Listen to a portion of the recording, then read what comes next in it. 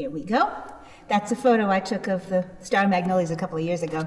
My name is Allynn Wilkinson, and I am the unofficial tree librarian of Wilcox Park. I am actually a librarian, and I'm also a master gardener, class of 2021. So it's been my pleasure to work on this project as part of my job, but I've learned so much about the trees here. This actually started during COVID, during lockdown, when Alan and Teresa came by my house in Pawcatuck in full PPE, you know, the way you did then, and dropped off the 2001 tree inventory, which was a GIS tree inventory that was commissioned as part of the master plan for the park. And it was amazing. This was, 20-year-old technology, and they had gone around with a satellite receiver and had mapped all of the trees in the park. And they included the height, the girth, the species, the common name, all kinds of stuff. And it was great, but it was a little out of date. So Alan said, wouldn't it be cool if we could do something that we could keep going, that was something that was digital, that was a database, that someone would be responsible for adding and removing trees. And I thought, yeah, that would be wonderful. So we did a little research, and we found out that there is a lot of software that does this. And it's all incredibly expensive, and it's all on a subscription basis, and you don't get to keep your data, which means you just give them $100 a month for the rest of eternity. I didn't think that was a good idea. So I found one that we initially used called GIS Cloud, which is also a subscription service, but it's only about $1 a day for nonprofits. They were very nice to us. They're out of Slovakia. And our last day using it is going to be tomorrow. So I want to give them a shout out because they've been really fantastic. What I loved about them the most was you could put all of your data in, and at the end you could extract it in a CSV, a very common database format. So we get to keep our stuff. And over the past week, I've been making sure that we got everything out that we needed and extracting it and saving it all over the place. Oh, I've got it archived everywhere, and I've got it dated and, locked and do not touch this and all that kind of stuff. Because now, and oh, by the way, the subscription for GIS Cloud over the past 2 years was paid for by the Friends, and that was fantastic because it was very, very useful software, and I couldn't have done it. I didn't know anything about GIS software when I started this. But now I kind of do. So I found a program called QGIS, which is absolutely free open source software, and it's huge. It's been around for 10 years or more, I don't know. It has an amazing following all over the world. The Australians and New Zealanders particularly love it. They're really into maps down there. And what we could do was import all of the data that we got from GIS Cloud, and once I figured out how to do stuff, we could list all of the trees in the park. And where's my little info button? And you can find out stuff about them. So we can find out this is a pin oak, there's the species, there's the common name, it's a native, and then there's a little bit of public blurb information. There's other information in here too, but I'm only showing the stuff that we have relatively cleaned up. Anyone who's ever worked with databases know you spend your life cleaning databases. And it's really, really nice because you can go around the park and you can see all of the trees. And these are all the trees that we've identified. Now, because this has been going on for 2 years and we've kind of backfilled with the past 10 years of trees that we've lost or taken down. So we also have a list of what I call ghost trees, which are trees that have been taken down or have come down over the years. And I'm trying to backfill that as much as possible with as much previous information.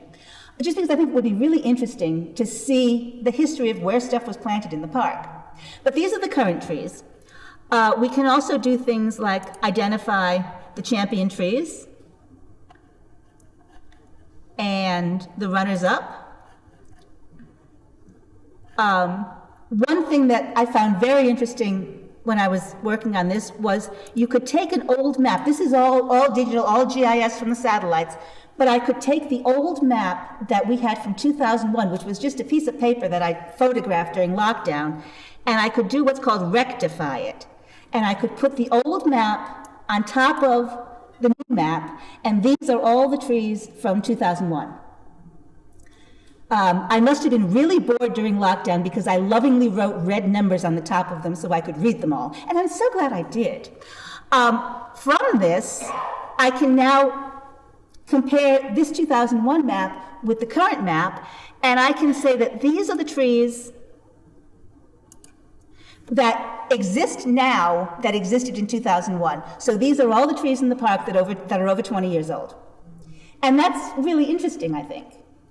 I can also tell you these are all the trees that are younger than 20 years old. And these are essentially the trees that Allynn has been responsible for planting.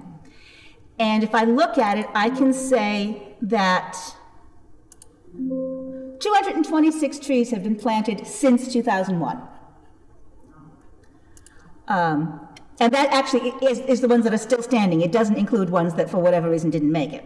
So it's interesting information, I think, that tells you sort of the history of what's been coming and going in the park. I'm actually going back further than that, and I'm looking at some of the Warren Manning stuff, but that's not anyone to see yet. I've also included all of the benches and all of the monuments in a separate database. And hopefully at some point we can get these up online so that people can learn more about that. They're not quite ready for prime time yet. I got to go play with that. But I wanted to show that off too. One of the features that you can do with this software is search for all the, let's say, cherry trees and color code them by the different types of cherries. I can tell you that we have, I believe, 51 maple trees. Let me see. Oh, sorry, I hit the wrong one. We knew there would be a problem. Maple trees, this one. 51 maple trees in the park. We can sort by the different types and all of that. So all of this is really information for the park folks. But one of the perks of this program is that you can export data and put it up for anyone to see.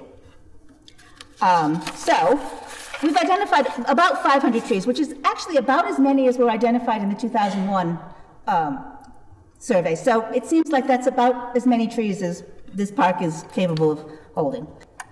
I have back here a QR code that I will offer all of you to scan for your phones. It's also going to be up on the website as a link. This will work on a phone, on a smartphone, on a tablet, and also on a computer, but it works a little bit differently on each one. So I want to show you the link in the computer, because one of the things that I think is quite nice is that you have the option of seeing all of the items.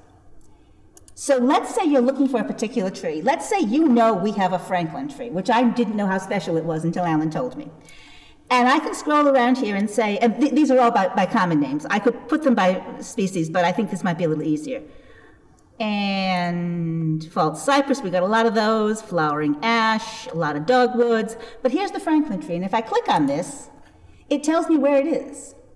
So if I'm looking for a particular tree that we only have one of, I can find it on this map, and then if I'm coming here, I can say, well, this is what I'm going to do. I'm going to look for that particular tree. It tells me a little bit about it. Royal botanist William Bartram discovered the tree growing along the river in Georgia in 1773. And I think it's fascinating that it is no longer around in the wild, and all of the Franklin trees in existence are off of the same few seeds from the 1770s. I think that's just amazing. You can click on a tree and it will tell you a little bit about it. So this is one of the fringe trees. By the way, there was a fringe tree on the property in the 1890s, and it was at the Rouse Brown Privy. It was right by the outhouse, according to the old map. But we have two now, and they're over here. And so at home, and on a large monitor like this, of course, it's great because you can see the whole park. And you can identify, let's say you always wondered, what's this funny row of trees? I got people asking about these all the time. Well, that's the cherry allay. And it tells over here, these 12 Yoshino cherries form the memorial cherry allay. So we have a blurb of information about all of the trees. Some of it's a little more interesting than others. Most of it is from the Missouri Botanical Gardens database that I was copying a couple of lines off of for each one. The idea is that if you find something that you like, if you might want to put it in your garden, you look it up, you make note of the scientific name, and you read up more information about it. But this is just a little bit to get you interested. So this works on the website. But also, if you have a smartphone, you can scan the QR code, and Allynn just put this tile out, not this particular one, but a tile just like this, out by the kiosk. And it's outside of the kiosk, so you don't have a problem with it interfering. And this morning I did a little video on how to scan the QR code and also how the application works on a smartphone. Okay, so the first thing I want to show you is how to scan the QR code on your phone. Bring up the camera app on your smartphone, hover it over the QR code, and it might tell you that it's having trouble focusing. It says try long pressing. So I do that to focus, and then you see it says google.com. You click on that, and that will open up Google Maps. There you go. And there is a map of the Wilcox Park trees.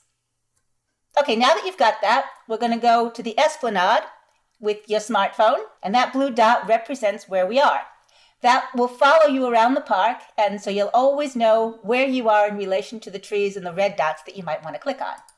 It says accuracy low. It was a pretty cloudy day when I was doing this, and this tells you how to fix it. It tells you to calibrate your camera, and you do that by taking your camera and scanning around storefronts and things around you, things that Google Maps can recognize as landmarks, like Town Hall and the church.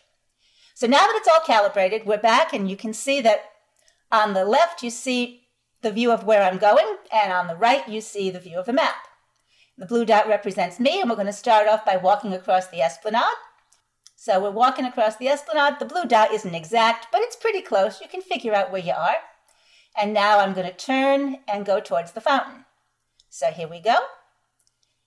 And you can see the fountain on the left, and you can see the overhead view on the right.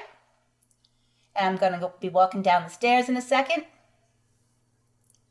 And we're going to identify a couple of trees. The first tree we're going to identify is that little red tree on the right. That's one of my favorites. And as I get close to it, I can identify which red dot is its dot. And I click on that, and I find out it's a split-leaf Japanese maple. And I can click for more information. It tells me about the species, the region, and some information on the tree. So now we're going to go on to the next tree. We're going to turn this way, and now we're going to look at the tree to the left of the fountain. We're going to click on that, and we see that it's a Katsura tree. And you can click and get some more information about it. And you can do that for any tree that you want in the park. And there you go. So that's a quick and dirty of how it actually works. It's a little bit tricky until you've done it a couple of times, because there are a lot of trees and there are a lot of dots, and there's always glare on your smartphone, and it's always cloudy, you never quite know where anything is. But I think it's very worthwhile to try if you're interested in this. The future of this, because there are other apps that can identify trees and plants. There are many of them. But what is interesting about this is it's specific to our park. More than half the trees in the park are memorial trees. And the next phase of this project is to amalgamate the database of all the memorial info and correlate it with all of the trees, so that people, and have it searchable. So if someone is looking for Aunt Magnolia's magnolia, they can put it in the database and find out exactly where it is. And this will be searchable all over the world. So if you live in California and you want to see, your late father's memorial tree, you can see that. That's phase 2, or maybe it's phase 3. I'm not sure which phase we're on right now. But do you have any questions?